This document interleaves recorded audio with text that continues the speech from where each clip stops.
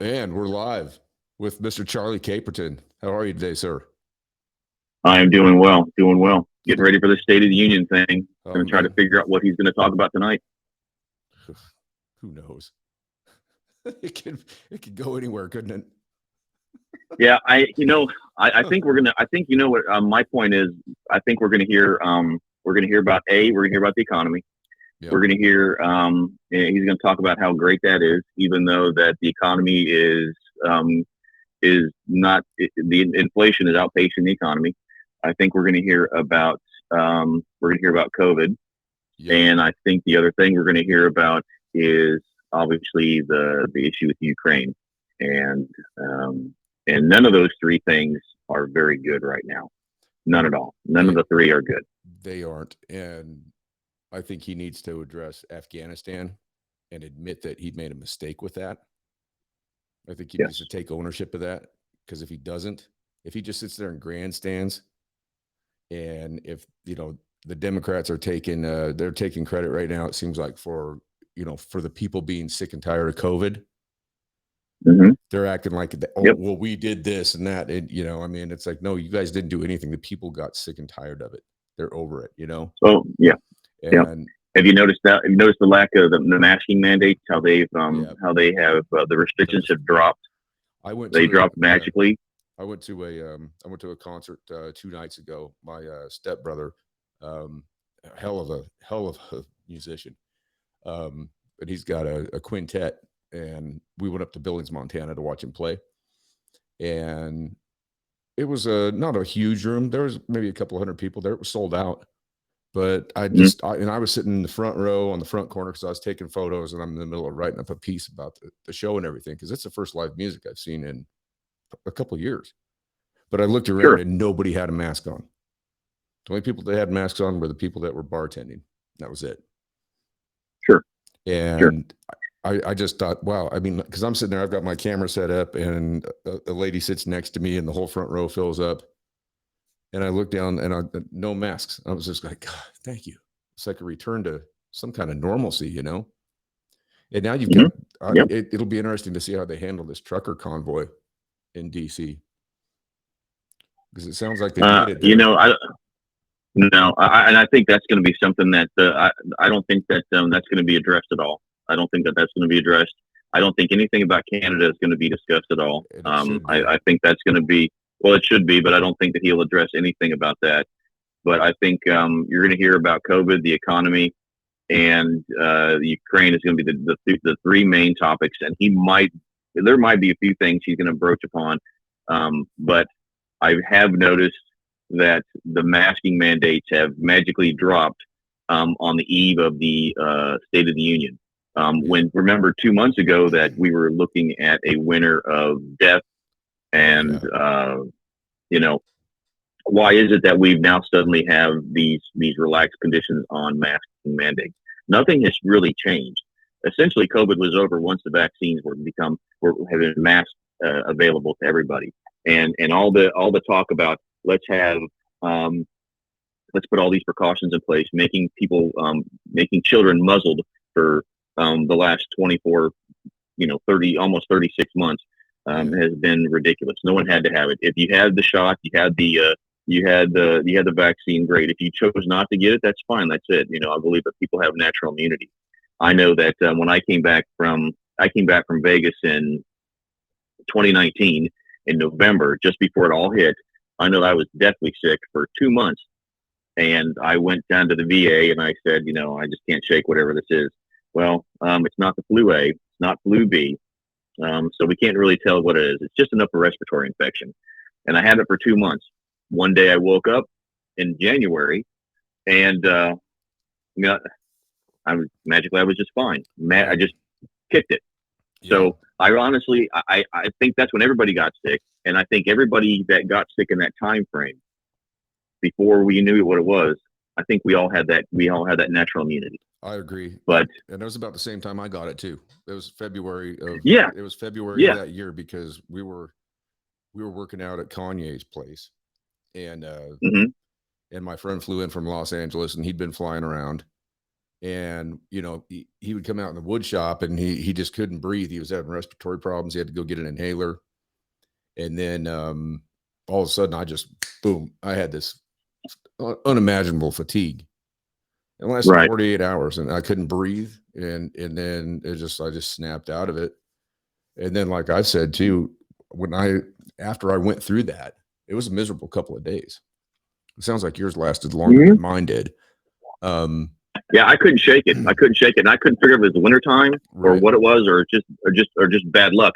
But I remember that time because I remember that was the year I sent you the Elton John L.A. Dodgers onesie Yeah.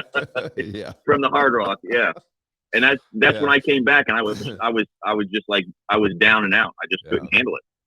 And I came back, and when I came back here, I went supposed to go watch Columbus and Vegas play because they were playing up in Columbus, and I had to burn my tickets because I couldn't. Well, I sold them, actually sold them or gave them to my in-laws and my sister-in-law, and them. They went to go watch because I could. There's no way I could watch that game. I couldn't function for 2 months. It just kicked me. It just kicked me.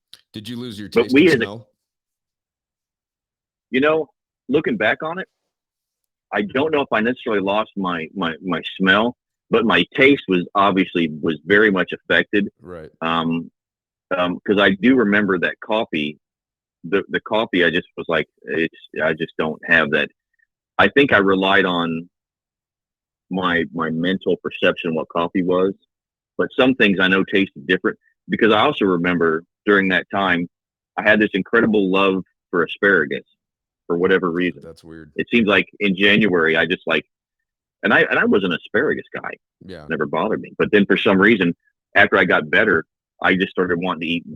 And now asparagus is like one of my go-to things I eat on a regular basis. Yeah, asparagus and I don't. It's good. I put it on my Traeger. It is, and I don't know why. Yeah, don't know why. I put it on my Traeger. Take minced garlic and put it on there, and then I put it on a vegetable tray on top and smoke it. Oh my God, it's terrifying. Exactly. So, and I don't know if that was one of the things that affected it, but my taste definitely changed after that. Yeah. My taste has changed because there's certain things that I don't eat anymore. And I think it was the things that I ate a lot of back then in those 2 months that I would eat on a regular basis that I don't eat anymore at all. I don't touch it anymore. And there's things that I never really ate a lot of. And again, I use asparagus as an example because I tried it and it seemed like I got better, and we went somewhere and I had asparagus and I thought, this is amazing. Where has this been all my life? And it's just something that I found an affection for. But I think as America, we were forced into something that, we got this vaccine. So we pushed this big rollout. So basically a year ago, we could have dropped the mask mandate. We didn't really have to have it. A lot of people are scared of the vaccine, and listen, and I'm not going to point the finger at those people that are anti-vax. I mean, I get it. There are some people that don't want it, and that's fine. That's up to you. But know the risk. Know the risk if you take that stand. Know that risk because there are some and there are side effects to it. I'm not going to say there's not. Look at but know that risk. Yeah, I mean, there's a lot of young men that have come down with myocarditis.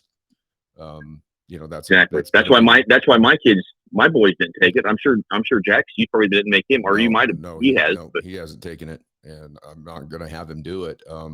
Just because he had 14 years old, and I think he's already had it anyhow.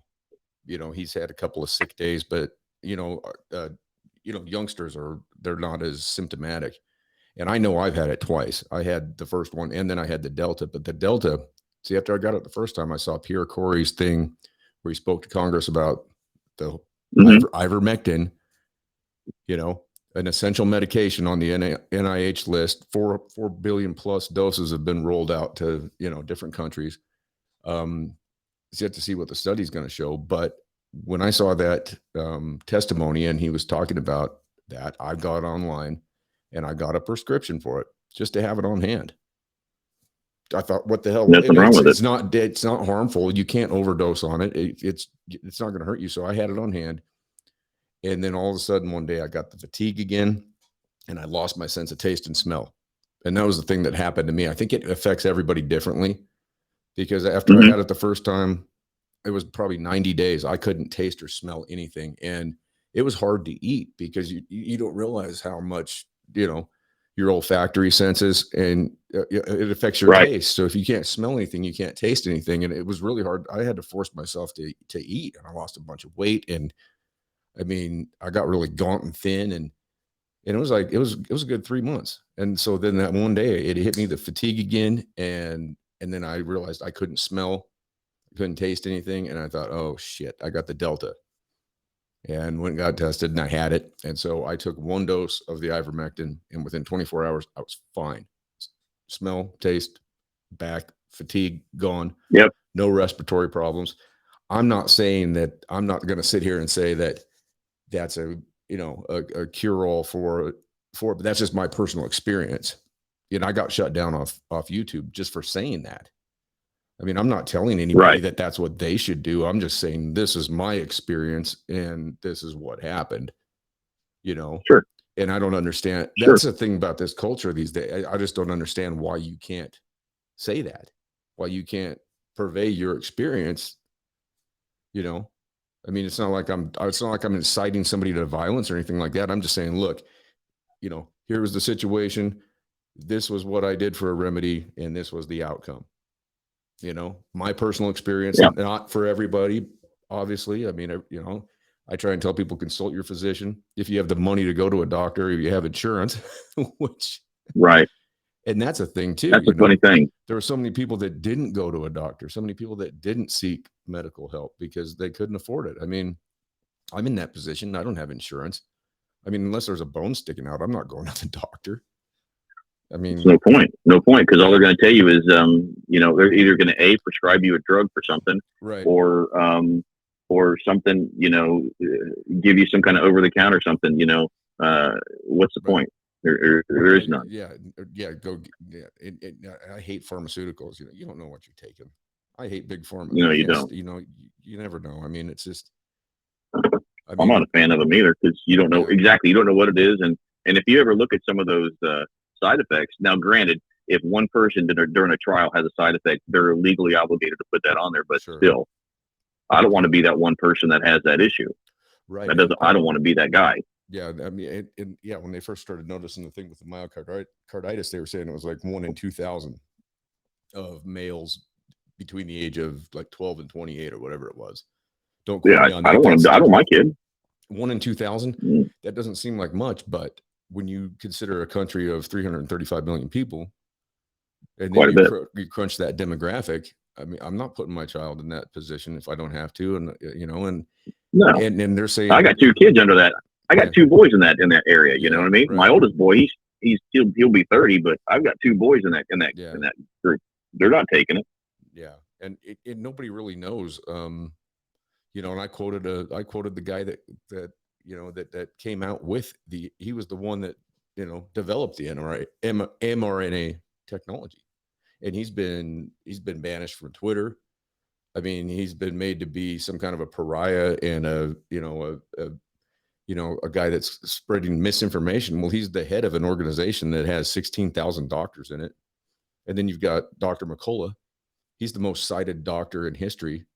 And he's, exactly. He's he's supposedly some conspiratorial doctor now. And it's just like, it's crazy. And then Joe Rogan he's still facing it. He's still getting hit by, thankfully Spotify. I canceled Spotify for a second because I thought they were going to cancel him. And if they did, I mean, I've been carrying their premium service for a number of years. And then they decided to stand behind him. So I reinstated my service with him. But I mean, all he did was come out and say the same thing I said. He said, "Hey, I got COVID." And then did you see the difference, what they did at CNN when he put that video out from home? He had his cell phone. He was just kind of doing the selfie. And he said, "Look, I got no, I didn't." He said, "Look, I got COVID. I consulted my team of doctors. We threw the kitchen sink at it." He's like, everything from monoclonal antibodies to, ivermectin to, IVs of, electrolytes and things like that. And he was done in 3 days with it. Well, that video that he put on, CNN took it and made him look like green. I mean, they completely doctored the video. They made him look sickly, like greenish gray. I mean, they are the worst. They're absolutely the worst. I Well, mean, they can't. CNN's got too much time with nothing but a bunch of sex offenders and right. pedophiles and Yeah. whatever. That's what there is. I mean, everybody from Jeffrey Tubin to, Yeah. I mean, To, Chris Cuomo. And I mean, everybody is, they're banging each other, well, and yeah. they can't keep their hands off each other. So, I mean, and listen, I'm not saying this as Mr. Fox News, because I have issues with them too. I do as well. Um, and I believe that they're a little, I get that they're a conservative organization, but they need to be a little bit more fair. And they claim to be fair and balanced, but they're a little bit more. They're right. They're balanced on the right, but you know, Well, and be more neutral. well, MSNBC is no better. There's oh, not a news MSNBC is organization out there that's not. They're no, none of them. None of them are. and that's why I prefer to go to the internet and dig deep and I'm I guess if you wanted to define me politically, I'm a libertarian. I just I believe in freedom. I believe people No, should no, have. you are a I mean, libertarian, Mike. There's no doubt about it. I You believe can't cross that line. I believe people should have the right to speak how they want to speak. I don't believe in hate speech. I think there's bad speech, but I don't believe in a such thing as a hate speech. I mean, if somebody's going to say something that's rotten and dirty, then you know how you combat that. You combat that with better speech. You shut it down through an intellectual forum, not just saying, "Oh, we're just going to shut you down and you can't say anything." I mean, and that's the problem. Is like people have become they're so stupid that they don't critically think about things. I mean, you and I, if we see something that's ridiculous, then it's ridiculous, and it's not going to affect our day to day life. But then these people just get triggered and wound up. It's like if somebody says something you don't agree with and you think that strongly about it, then you have the right to speak out against it as well. And so Absolutely, if somebody absolutely. says something that's screwed up and fucked up, then it should be very easy to combat that with dialogue, and then you open a Hmm. communication with somebody, and perhaps you change somebody's perception, and you help them and anybody else that might be in that position. I mean, that's why I always encourage anybody that if I'm saying something fucked up, it's like, let me know. I Oh mean, yeah, yeah, if I'm way out here in the weeds, wandering around with a stick trying to find my way out, it's like, hey, throw me a lifeline, help me out. Then I'm not too proud to say, oh yeah, okay, shit, I was wrong.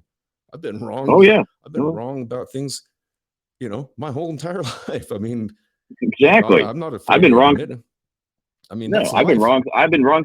Exactly. I'm wrong And about things every day. I'll be wrong about something here in about another 20 minutes when I have to sure. go outside this office. There's no doubt about it. You know, I have these conservative friends and I got these liberal friends, and they look at me and they think you are just a cross section of, I have no idea where Right. you come from. I've got some environmental ideas. Yeah. I've got ideas on the death penalty, which my conservative friends have no idea what to make of it. Well, I've got and then my liberal friends, they just look at me like you are a true enigma. And I said, well, that's I kind mean, of it is what it is. You have to follow your belief system to its logical conclusion. You can't be one thing on one thing and another on the other when it's about the same balance. right. And you have to That's look how at it is. and you have to look at each side of things. You have to Oh, no doubt. you have to try and I mean, you have to try and have perspective, and whether it's coming from somebody you don't necessarily agree with, you still have to sit there and listen to what they have to say. Agreed. And then you take it Agreed. in, and you develop your own conclusions, and you think critically. And I think that's what they've discouraged. I mean, I've heard newscasts where they've so much as just come out and said, don't think critically about anything, just do what you're told. And that's kind of where we're at. It's like, just do what we tell you. And Exactly. that's not what this country that's not what it's about. We are not that, we're not those people. We shouldn't be those people. Everybody should have Well, the right to think that's what critically, news organizations are turning into. yeah, and you should have I mean, you want to talk about God-given rights. I mean, I don't want to get into theology. I think that there are natural rights that we have as cognizant sovereign beings, that we should have, There are. that we have the right to think critically about things. We have the right to speak about things. We have the right to say what we want to say, as long as we're not doing harm. I mean, I firmly believe you don't do damage to There is. a person or their property, or the Hmm. and I mean, other than that, I mean, speech should be. I mean, I don't care. I mean, I'm not obviously. I mean, I'm not going to sit there and let some, neo-Nazi spew vitriol without coming back at him. But I Exactly. firmly defend his right to say that. That's exactly right. You want to be an ignorant idiot? Go ahead. Hmm. Be an ignorant. You can be wrong all day long. Yeah, be an ignoramus. But guess what? I'm going to shoot it back at you, and and that's how like I don't know if you've seen the story of Daryl Davis. He's a I've heard of it. yeah, he's a black man from Maryland, musician, Yeah. and he ended up playing like out of the Klan bar, and Hmm. he has got so many Klan robes now. He took like the head guy, and I mean, talk about courage. He went to his house, and this guy had armed guards. You know, I mean, and he went there and he changed his mind, and he speaks with the guy, and they're great friends now. And the guy realized, wow, I was fucked up, and that's what it takes. It takes courage to change people and to I mean, you have to have those conversations. And that's what's unfortunate about society today is we don't have those conversations. It's just you're on this side, I'm on this side, and fuck you, and you got a red hat and I got a blue sign in my yard and I don't like you. It's like Yep. when you That's it. when you That's sit to it. talk to your neighbor, when you reach your hand over the fence, you realize that, regardless of who you voted for, we all have pretty much the same thing in mind. We all want to raise decent children. We all want to have a decent life. We want to, Right. I mean, most of us want to do well by each other. I mean, certainly you have your We faction of do. people that are just sociopaths and psychopaths and criminals and this and that. You're going to have that. But most of us, I mean, if we actually talk to one another, we realize that, hey, you know, we're not so And that's why different. the politicians, no, that's why these politicians, and they get bent. They get bent. And that's the problem. They're all taking such hard stances. Because it's the And it money. wouldn't be so bad. Money. Exactly. It wouldn't be so bad. And I'm sure Biden, maybe morally, he might be a decent individual, but he doesn't know what he's doing. He's Nope. leading. He's leading horribly, and the left is so far up. And listen, I'm not going to sit here and say the right or any patron saints either, because Oh, they're I've not. listened to some of the stuff that I've listened to some of the stuff that they've said, Yeah. and it's not. You know, I have issues with this Marjorie Taylor Greene lady. Yeah, Yeah. she speaks. I mean, she's on a loop herself. But something that I have noticed, one thing I will give a lot of the conservatives a little bit of respect for, is that they're not afraid of policing their own. And like they took her off committees. Right. So they did that.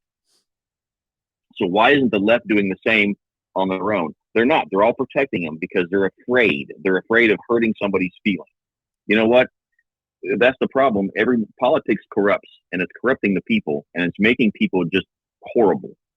And so tonight we're going to see that. We're going to see the corrupt. You're going to see the corrupt. You're going to see the corrupt. You're going to see those people standing, those people sitting, and you're going to see nothing but corruption and all. And it's going to be all around. Because if you look out there, there's not a single person that's independent thought. No, Not a single one. There's not. And I mean, I happen, well, I like Rand Paul, but I've seen him do some things that, you can't. No, he's no, he's got his flaws too. Yeah. But I did like how he stood up to Fauci. Yep. And one guy that I really do like is Thomas Massey. And it's funny because both those guys are from Kentucky, which is right out there in your neighborhood. Yeah. And, like I said, come to find out, that's where my roots come from. But Massey's, I like him. He lives on a sustainable farm. When he's not in Congress, that's where he's at. He's not afraid to stand up. Even if he's the only one voting no against something, he'll stand up. And I mean, he's faced a lot of backlash for that. Well, he takes backlash from his own party too. Make no bones about it. So does Paul. Yeah, Paul takes a lot too. Well, yeah, look at Paul. Even from commentators. Paul got the shit kicked out of him in his own yard, didn't he?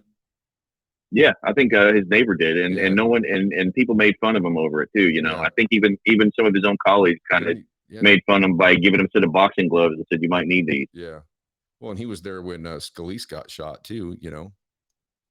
By the Bernie, the proclaimed Bernie supporter, which it doesn't say anything bad about Bernie, but Bernie is he's proved to be a complete sellout.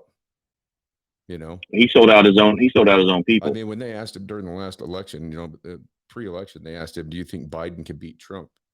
And he responded, "Oh yeah, well, Joe's my friend. He should have said, "No, Joe Biden can't beat Trump, but I can."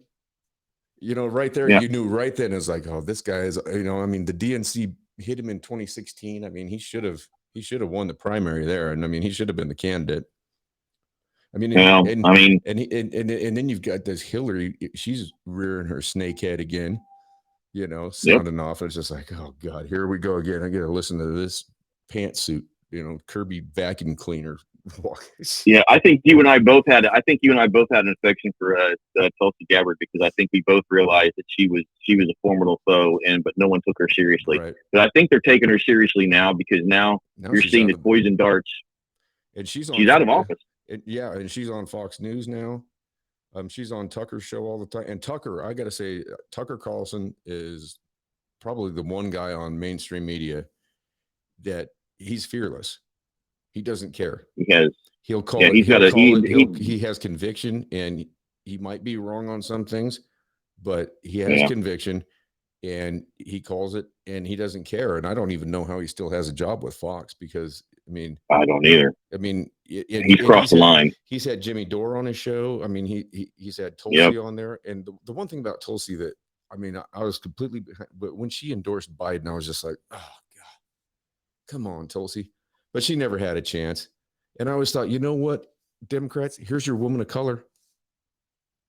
Here's your woman of color for a president right here. This is the female that is deserving of the presidency. Yep. They should have backed her 100%. It isn't the fact that Hillary's a female that makes her repulsive. She's a repulsive, repugnant individual. I mean, she's a liar. She's evil. A thief. She's a horrible person. I mean, the first job she had when she got out of college, she represented a fucking child molester, a rapist. And she got him off and laughed about it. Yep. And then Libya, with Gaddafi. Oh, we came, we saw, he died. And then all of a sudden, Libya's got an open slave market on the street, and it was because Gaddafi wanted to go off the U.S. dollar. He wanted to form his own, gold-backed currency. Not going to let that happen. Nope. Any leader that decides to do that, we come up with some way to, go in there and perform a coup on them. I mean, just like look what's going on in Venezuela. I mean, there's tragedy all through that. South America is a completely tragedy. Anything along through there is there's tragedy and everywhere through there. And there's so much neglect in the people down there. There's good people down there, but the governments down there are so corrupt, and the drugs, and there's so much evil. And you know who's helping that out? Soviet Union. Sure. Call it what it is, and people don't want to see that. They don't want to recognize that, but there's such a heavy presence of communist regime through there, and that's nothing but Putin representing through there, and hell, I'd even say China and North Korea's got their hooks in there somewhere. I don't know how. No, they do. That's an opinion. I would say that's an opinion on the North Korea side because I can't really say too much, but I honestly believe that North Korea has got their hooks somewhere down there in North Korea, or down in South America. I don't know how for sure. That's just a gut feeling, but I can say that there's some alliances through there. That's just my gut telling me that. North Korea's got alliance with China, and but then our president does too. I mean, Peter Schweitzer just put out a book a couple of weeks ago saying that between Hunter and Joe that they took $31 million from Chinese intelligence. Oh, sure.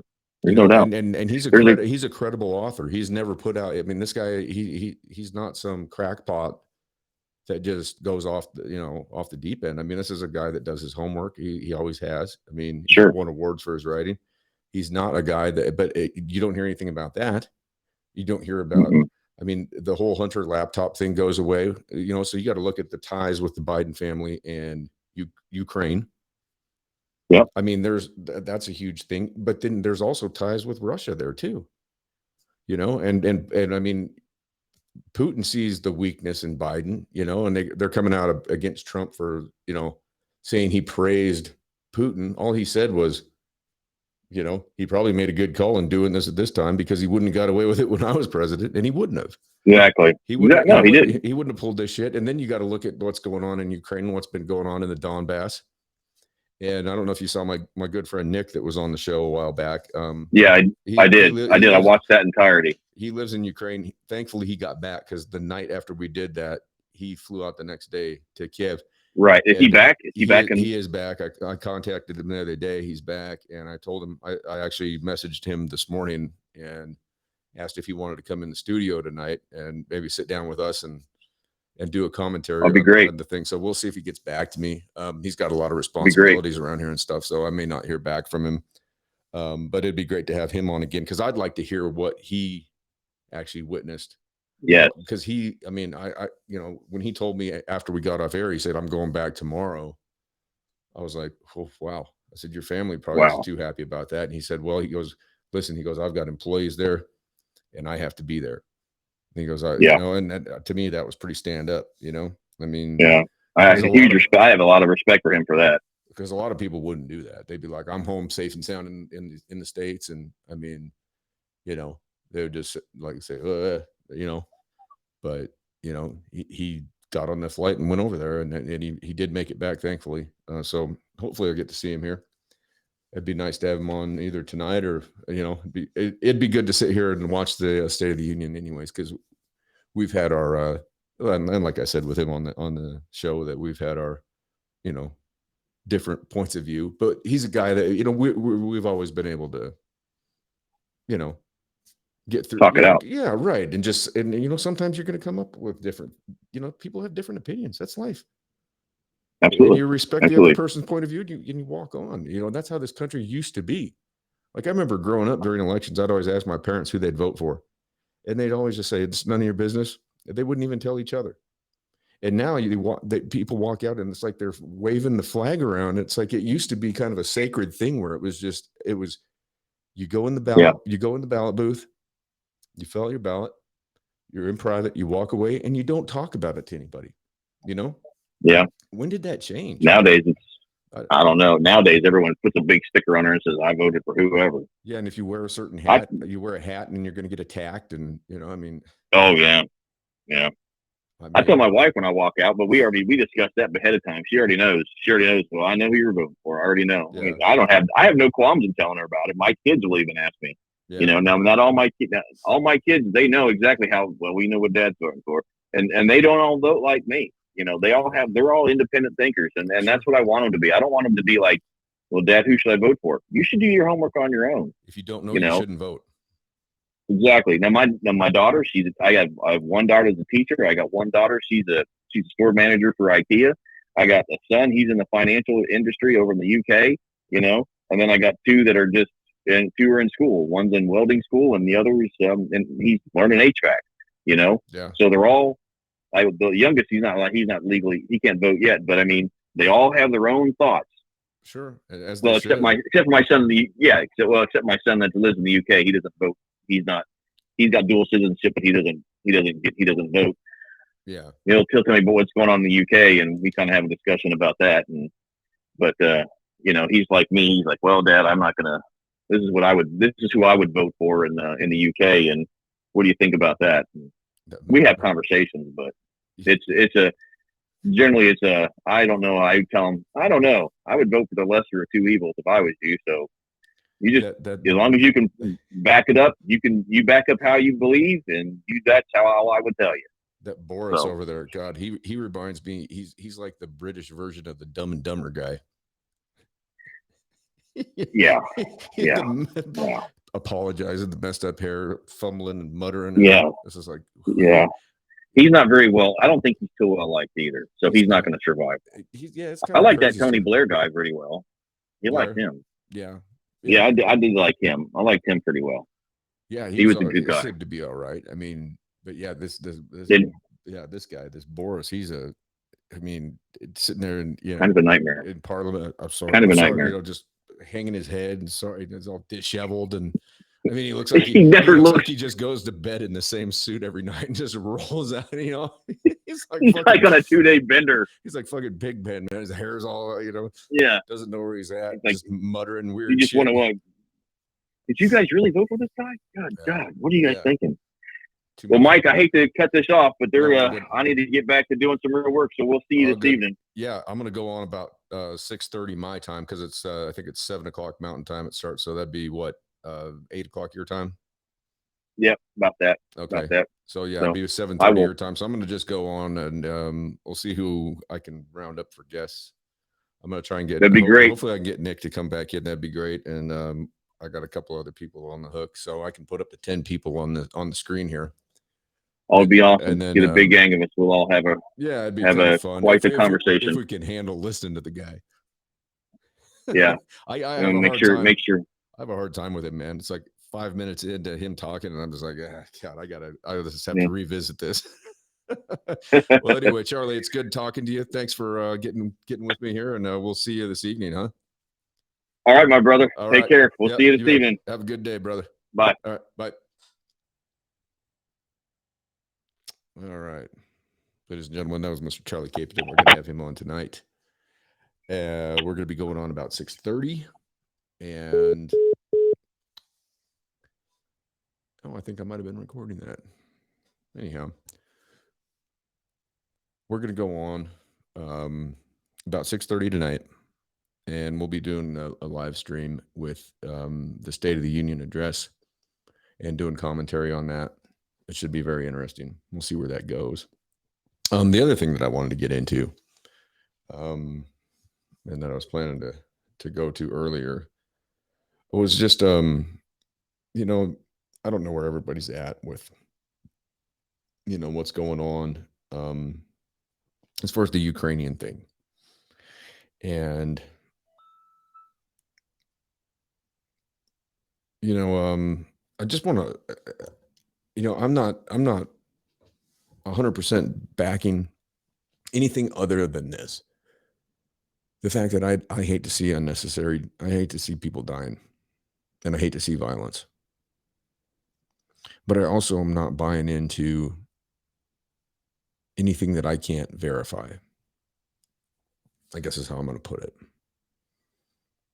And there's been a lot of social media posts. There's been a lot of news things that have come out. The one thing about the 13 soldiers that were on Snake Island came out saying that, they said, basically fuck you to the Russians and that they were killed. Well, no, they weren't.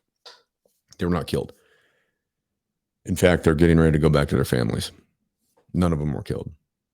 So that was a lie. The ghost of Kiev, okay?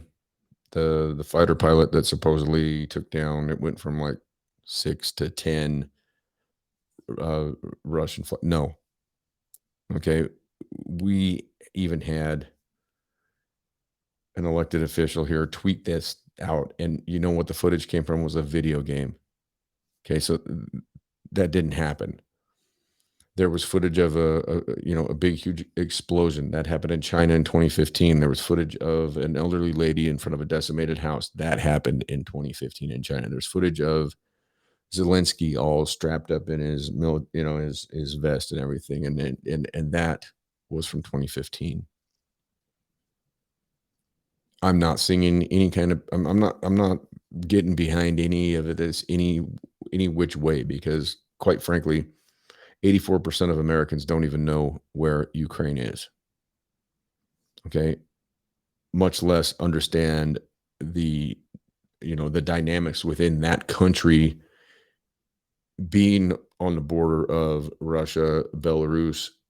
I mean, a lot of people don't even understand the dynamics. I don't. I'm trying to get a better understanding of it. I'm trying to do my homework and figure it out. But you've got the Donbass region, okay? So that's southeastern Russia, or not, I'm sorry, southeastern Ukraine.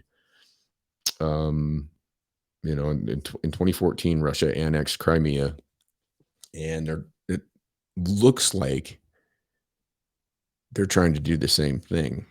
Now, there's also footage of what looks like a man saying goodbye to he's saying goodbye to his wife and his family to go fight,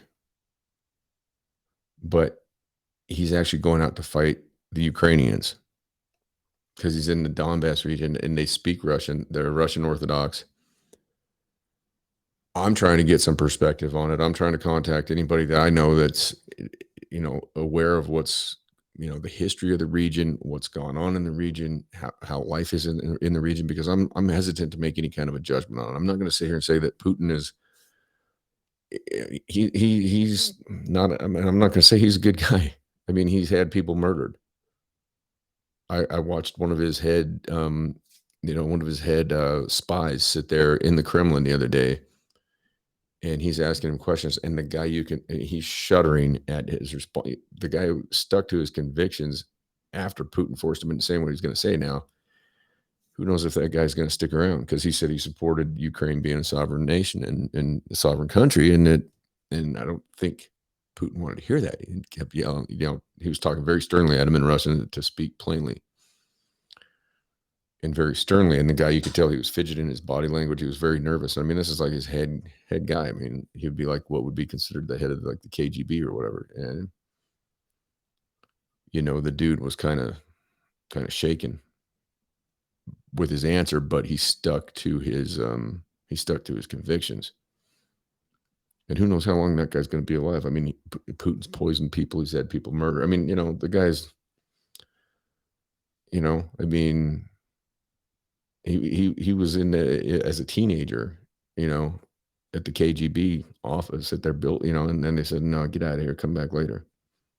So I'm not sitting here saying that what he's done is I'm not even supporting either side. The people that I support and that I feel for are innocent people that are losing their lives and going through, a wartime situation.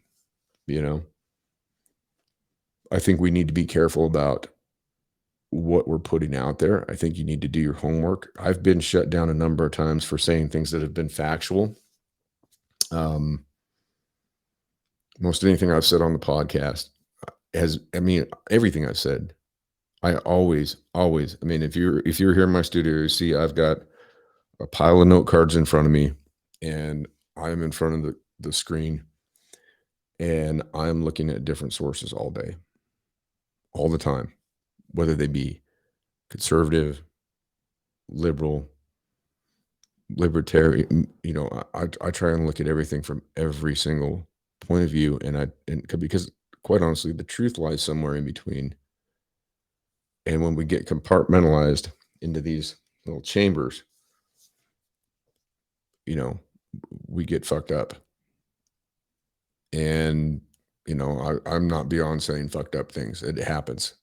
I mean, with my best thinking, I make mistakes. We all do. I'm not going to sit here and say that I don't, but I try to put content out there that is based in fact. Now, some of the things that I've been censored for have turned out to be true. Now, that's frustrating, because if you were to come out a year ago and say that by getting the vaccinations that you could still contract COVID and you could still transmit it, you'd be ostracized. You'd be, spreading medical misinformation. But the fact of the matter is that's true. So we sit here and we look at these things that we think are true, right? We're like looking through this, through these shadows at what we think are absolute truths. And none of it is. And you have to look at the motivations of the individuals that are giving you these absolute facts. And when anybody tells you that you can't say this, you can't say that.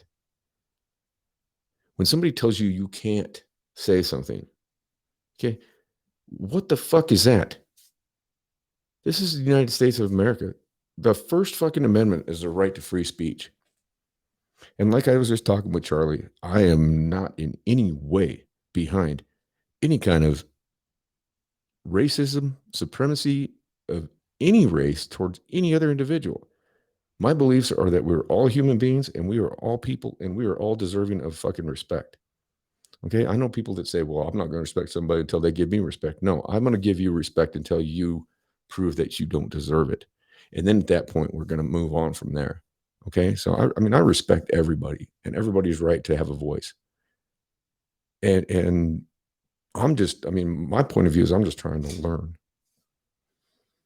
I'm trying to gain perspective. I mean, the more perspectives that I can gain, the more people that I can talk to and get an idea of what it's like to walk a day in their shoes.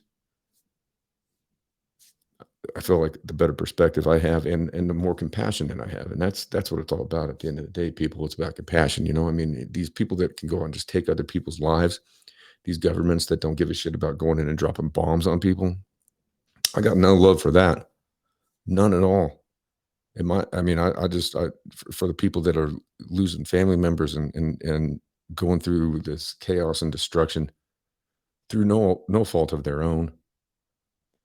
I mean, you would think that as a you know as a species, okay, I'm not going to talk race. We are a species. We're human beings. I don't give a shit about the color of my skin changes on a daily basis. Does that change? I mean, what the fuck's it matter?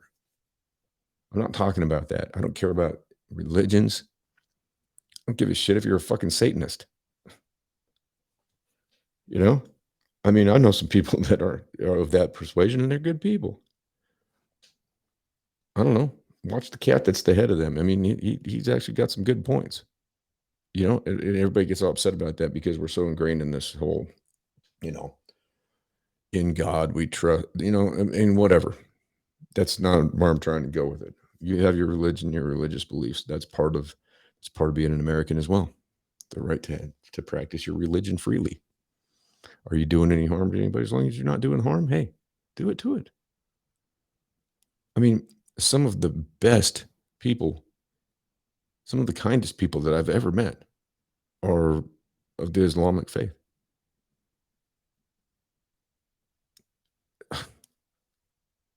You know, you want to say, oh, well, their book, look at their book.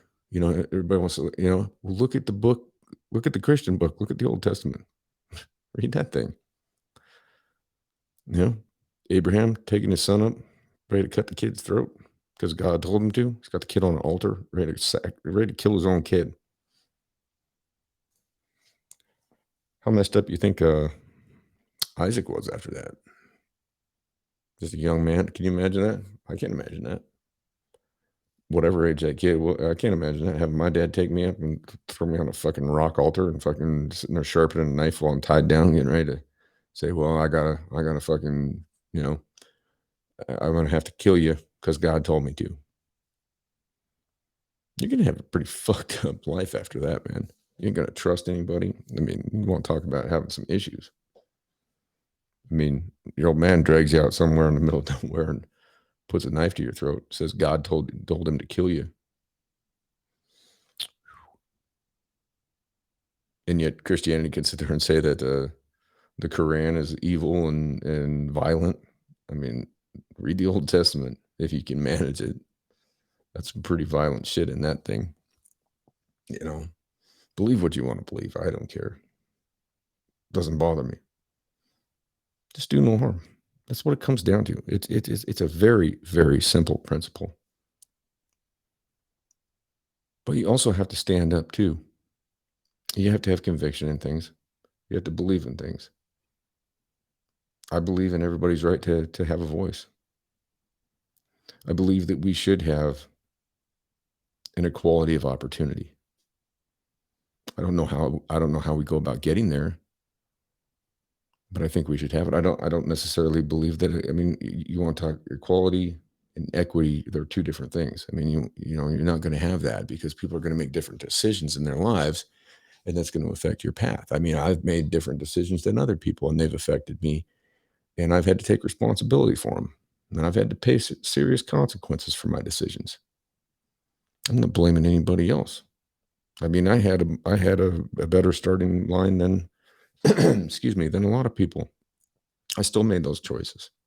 Some people are going to make those choices, but it would, you know, I guess my point is that if we would take all this money, currency, whatever you want to call it, fiat currency,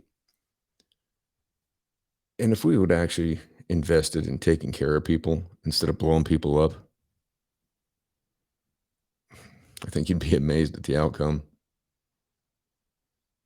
If we were to raise our kids to be free thinking, creative, innovative, not to stifle their dreams, not to shut them down and say, you just got to go get a job and punch a clock and just waste the best years of your life doing something that you despise.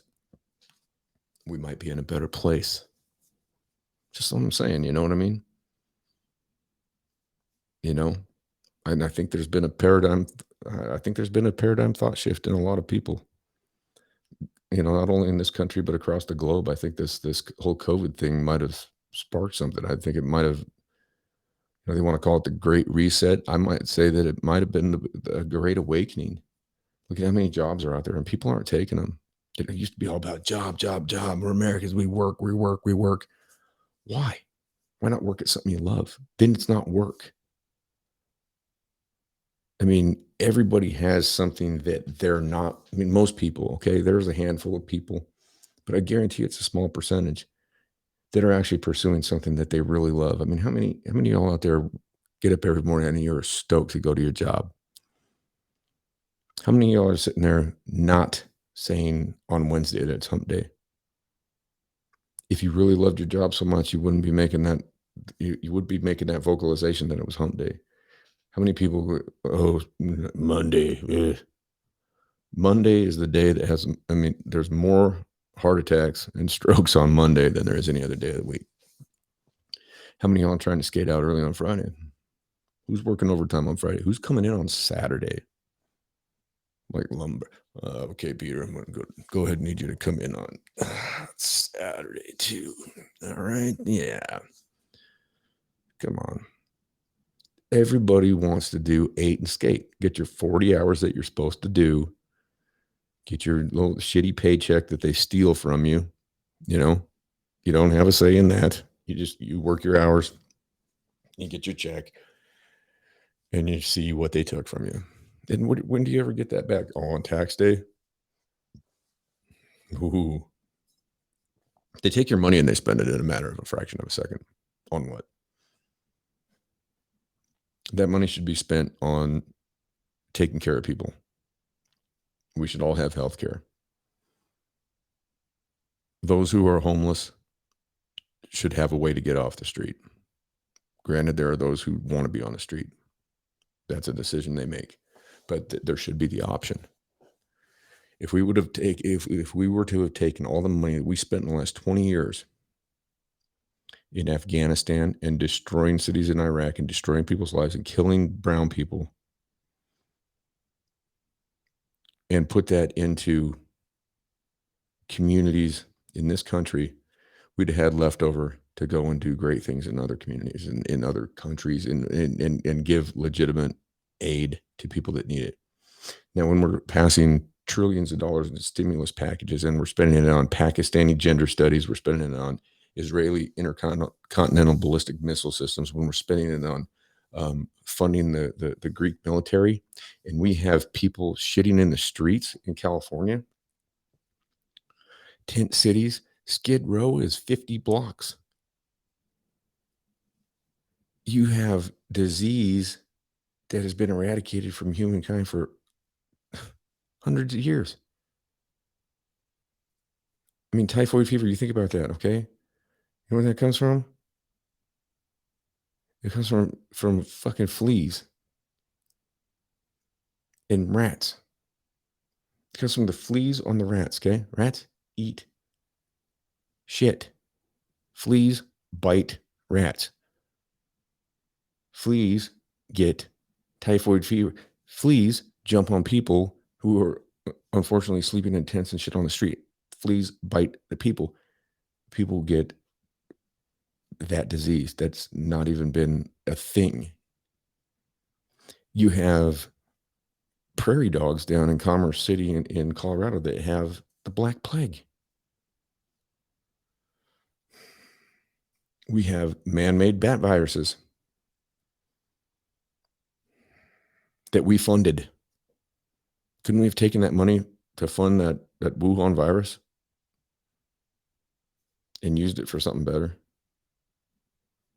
I mean, you know, we have got such a crazy conception of what money is anymore. I mean, we're talking trillions of dollars. I mean, No wonder inflation is so high. And they say it's around 7%. No, it's not. It's around 15%. Because what they do when they figure this stuff out, they conflate it. Like say they take the price of meat, right? So they're going to look at the price of a steak and say, you got a steak that's going for $20 now, right? If you want to get it ribeye, probably even more. They look at the weight of it, and then they look at the cost of ground beef, and they consider the two things the same when they're not even. And that's where they get. So they'll look at the inflation on like the ground beef, but then they don't look at the higher end stuff, and they do that with everything. I mean, it's all manipulation of numbers. All these numbers that you hear, they're all manipulations. They're manipulated. It's just like, I mean, why?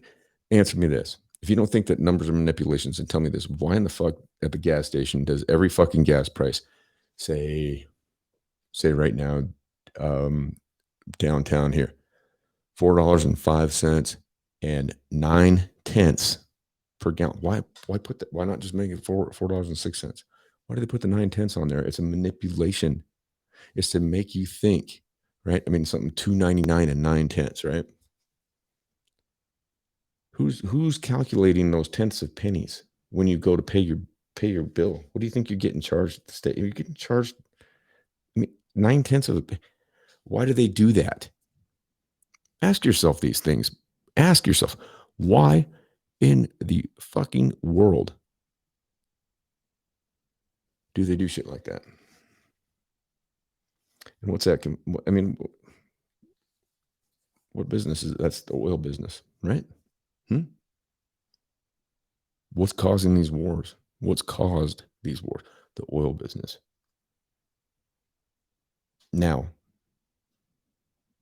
I'm not saying anything one way or another about that. I'd love to see green energy. I'd be 100% behind it. You find me an electric truck that could tow my tool trailer around and shit. Oh, cool. I'm down. Unfortunately, I got to have a diesel truck. That's the way it is. So by just shutting down a whole entire industry that basically everybody's relying upon, like Onion Head did his first day in office, that's not solving a problem. By taking people's jobs, regardless of my standpoint on a job, people still, there's people that's what they're going to do with their life. I mean, it'd be nice to change that, and allow people to go out and do, the things that they're drawn to do, because I think that we would have a much better society. We'd have a much more peaceful society, especially if people were happy, because everybody's different. Everybody's going to be drawn towards doing something that's going to help somebody else out eventually. You know what I mean? I mean, whether you're involved in, some kind of creative enterprise, whether you want to build things. I mean, I love building stuff. I love making furniture, but I like doing it on my own terms. I mean, I've got tools, but you know what? I get so much more satisfaction out of something when I'm able to create it on my own terms. I mean, just like my studio, I mean, like I said, all the posters, everything you see in here, it's all stuff that I made. And there's so much more satisfaction in that. And there's a lot of satisfaction in doing that for somebody too. I oftentimes, I mean, for the most part, if somebody wants something built, I always tell them, I don't really care what it is that you think you want. I'm going to, I like to go in and look at somebody's home, look at the decorations that they have, look at the way that, talk to them and get a feel for that person, and then go out and create something for them. And I like the uncertainty of not knowing whether or not they're going to like it. And I always tell them, if you don't like what I make for you, then, there's, you don't have to accept it. But I've never had anybody say no. I mean, and if people are, engaged in those type of endeavors, if people are engaged in that kind of, production, like producing something for an individual, it makes it that makes it a personal relationship. That's why I liked it when we were, buying a calf every year, because there was a relationship between our source of food and us. It wasn't going to the store and just buying a pack of, pinkish shit in a cellophane wrapper. You know, I go out to the freezer and know that, you know, dinner came from something that not only did I purchase, but it, you know, lived in a pasture with a couple other cows, was happy until the day that it was done. And it was over like that. It wasn't a cow that got shot full of hormones and antibiotics and thrown on a trailer and taken to a Chicago slaughterhouse where it sat in that line shivering and shaking and knowing that it was marching to death, because they know what's up. Animals know what's up, you know? And that's how we were, you know, I mean, that's how we were supposed to be stewards of this planet. I'm not going to get into the whole argument of to eat meat or not. Okay. I'm a meat eater. I went vegetarian for a couple years in my 20s and I didn't like it. I have a blood type that says you need iron. I'm not going to go out and eat steel. It doesn't matter. Do you? I don't give a shit. You want to be a vegan? Be a vegan. I don't care. Don't come down on me. I try to be responsible about it, you know. But I don't know. It'll be interesting tonight. Tune in around 6:30. We'll get started. And hope you all have a wonderful day out there on this fine Tuesday. Hey, it's almost hump day. And hopefully everybody enjoys what there's probably only going to be about 25, 30 million people tuned into this thing tonight anyways. I'd imagine most people don't give a shit what this guy has to say. I'm going to try and get through it. Anyway, thank you, Charlie, for coming on. That was a little precursor show. We'll have Charlie on tonight. And some special guests, hopefully. Maybe just me doing sock puppets. No, I doubt that. I don't do that shit. Anyway, be good. Be good at it. And we'll catch y'all later tonight. Peace out.